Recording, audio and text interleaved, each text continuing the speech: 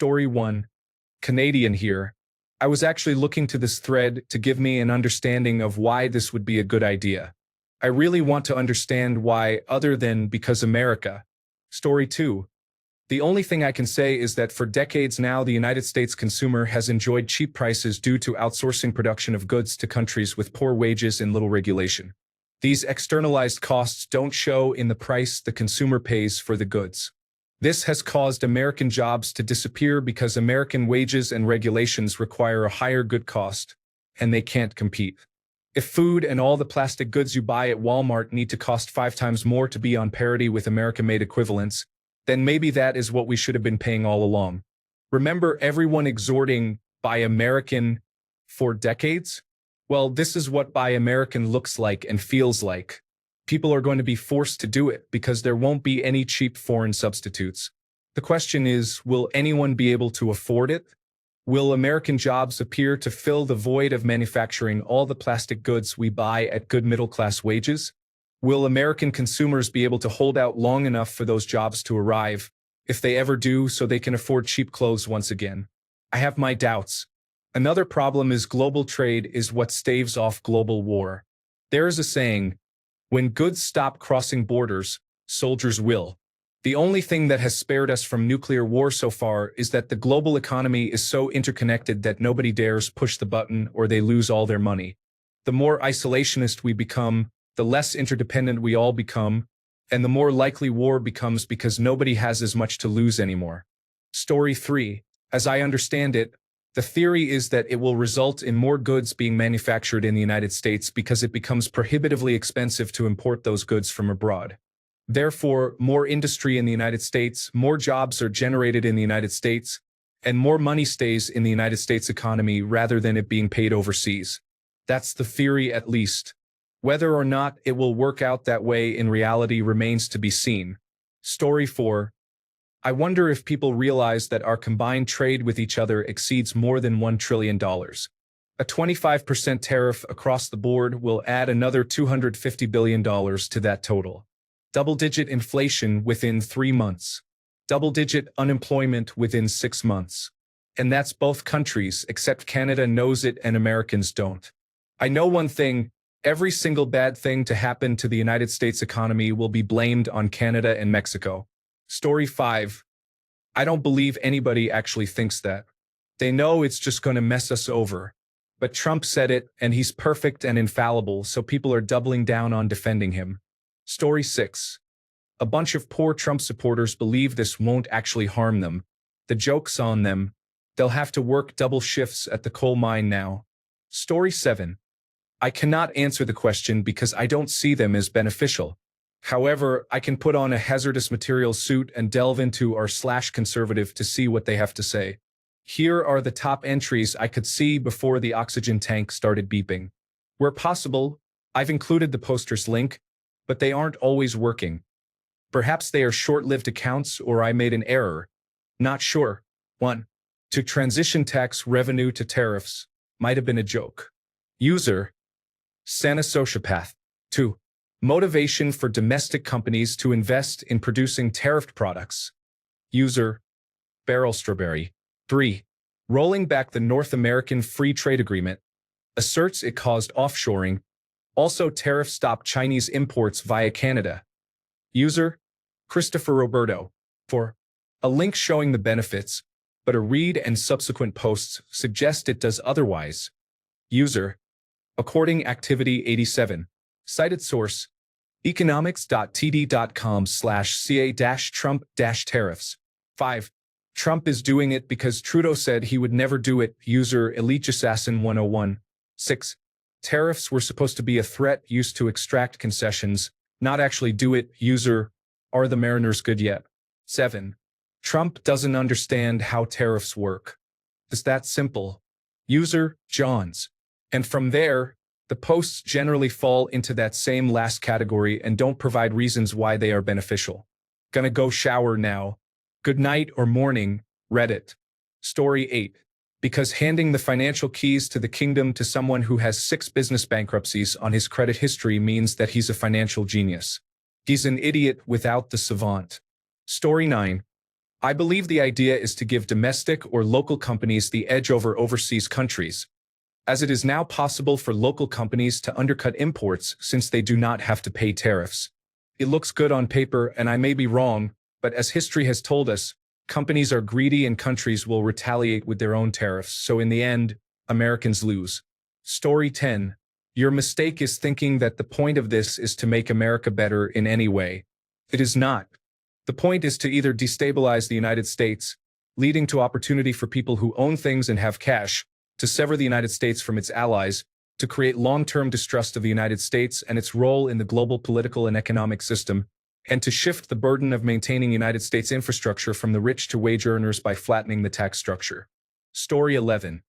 It's a vague sense of grievance, like, the government is bad, or foreigners are taking advantage of us.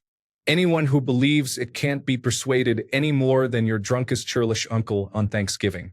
Story 12. I guess the idea is that over time goods will start being produced in America, which will in turn create jobs for the production of the items. But that process would take decades, I feel. Story 13. Here's the idea. Trump wants to return to a state of national isolation and protectionism. The tariffs are designed to have two outcomes. 1. Encourage domestic manufacturing and labor by reshoring businesses stateside and punishing those who outsource anywhere in the production chain. Use the tariffs to offset his proposed income tax cuts. I'm not an economist, but this sounds fine on paper and terrible in practice, not to mention all the political fallout caused by gut-punching your closest ally. International trade and free markets, whether you love it or hate it, make the world go round. But, alas, I believe this is the thought process. Story 14. The Donald is trying to go old school. This playbook actually worked well for the United States way back in the day. It's a recipe for economic expansion that could benefit the American people for decades, if all goes well. Tax foreign producers instead of United States citizens. Increase American manufacturing. Cut federal income tax. Eliminate wasteful government spending. Maybe it will work again or it won't. Only time will tell. Full disclosure. This is meant to be informational for those who do not understand the reason. I am not affiliated with any political party and am embarrassed by our entire political system in the United States, whether left, right, top, bottom, or middle. Story 15. It is because they know nothing about economics. It is literally as simple as that. Trump gets to claim he did what he did when it will always have just been for white supremacist reasons. If anyone does not think this is any different than the early days of Hitler being in power, you do not know enough history. It will not benefit anyone. It will just alienate people. It will destroy businesses. And if the Nazi agenda is followed even further, it will result in military actions against the regions they actually need goods from. Story 16. We don't know. I actually turned on Fox News to have this explained to me, but all I heard was them echo Trump, saying other countries will pay for it. Yikes! How can such incompetence be allowed to run the country? Story 17. They believe in the zero-sum game. That is, if we, Canadians in my case, lose, then Americans must be the winners. The truth is, everyone loses except for whomever Trump channels the stealth tax towards. Story 18. I continue to be amazed by how little politicians know about economics. There are simply fundamental laws, like the interplay of supply and demand, that cannot be altered no matter how much one wishes to. Story 19. I am generally not in favor of tariffs, but I want to point out that they are not just an economic tool. They can also be used as part of strategic diplomacy. Tariffs can be imposed to gain leverage in other areas of geopolitics and reduced if certain concessions are made, such as asking a country to join a military partnership or contribute more funding to the North Atlantic Treaty Organization. So, while I am not claiming that tariffs are ultimately beneficial, they certainly are not economically, it's plausible that they could be used strategically to achieve broader geopolitical goals. We probably do not include geopolitical strategy in our analysis of tariffs because, for most of us, our first encounter with them as a concept takes place in high school or college economics classes, where they are universally viewed as negative for raising prices, reducing productivity, and harming businesses. Not many people study geopolitical strategy, so this perspective is often left out of the analysis. Story 20. In a nutshell, I've gotten the impression that they think companies will be pressured to move manufacturing back to the United States. We have low unemployment and a market at capacity, and we're sending off thousands of gainfully employed people in deportations. They aren't just deporting dangerous criminals, so I suspect we may have more jobs than people to work them if that happens. Not even the Cato Institute thinks that's a good idea. Story 21. I recently asked someone, and they said, it will help bring jobs back to America and make us buy more American-made products. Sure, but what about setting all the infrastructure and whatnot up? It doesn't happen overnight. Agreed, but there will be less bureaucracy. Story 22. A potential goal of tariffs is to drive manufacturing to take place in your own country as opposed to another country. The challenge is no one is going to build toasters in the United States, and if they are, it will take a few years for the companies to build those factories. I legitimately have no idea what Trump's goals are here. He could be looking for leverage and concessions from Mexico on immigration and drug policy, but I don't know what he gets out of Canada. Story 23. Theoretically, a tariff would increase the price of the foreign product, making the identical domestic product comparatively cheaper. This would incentivize the consumer to buy the domestic product, which is better for our economy and reduces our trade deficit. However, we need to invest more in our manufacturing infrastructure, which we have neglected for 50 years, to have domestic products that can compete with foreign products, something that former President Donald Trump did not do. Story 24. Help me out. So if Canada sells something to the United States, they have to pay a 25% tariff. This means Canada has to raise prices by 25%. So, there should be cheaper products made in the United States, or consumers have to pay more for existing products. Overall, consumers have to pay more, and the government collects money from tariffs. The question should be why tariffs exist in the first place. How I see this, Canada will just absorb the 25% and will raise prices slightly to not lose market share, and the United States government is happy. It could also create some loophole for some wealthy individuals, as someone mentioned earlier, and they could somehow avoid tariffs. I don't know. Story 25. If we are being real, tariffs are not inherently bad, especially when you are building or disrupting industries. For example, China is currently ahead of the curve when it comes to the electric vehicle market. While a lot of it is propped up by government and investor money, they are still the world leader in economic electric vehicles. Adding a tariff to Chinese electric vehicles helps the American market in the sense that it is not financially feasible to buy a Chinese electric vehicle for less compared to an American electric vehicle. This helps the American electric vehicle market grow to eventually compete with the Chinese electric vehicle market before the Chinese market completely dominates. A blanket tariff on everything is possibly the worst application imaginable for tariffs, especially for companies that are heavily invested in American commerce. There is no upside to blanket tariffs. They might as well serve as a sanction by another name. Story 26. These people don't have $1,000 to their names and are eating up propaganda. No matter what happens, if they only stick with one American news network, Fox News or Newsmax, they won't know the reality. Story 27. Reasonably subtle tariffs can theoretically encourage people to buy American or encourage companies to invest in creating jobs in America, but this strongly depends on the other country not responding.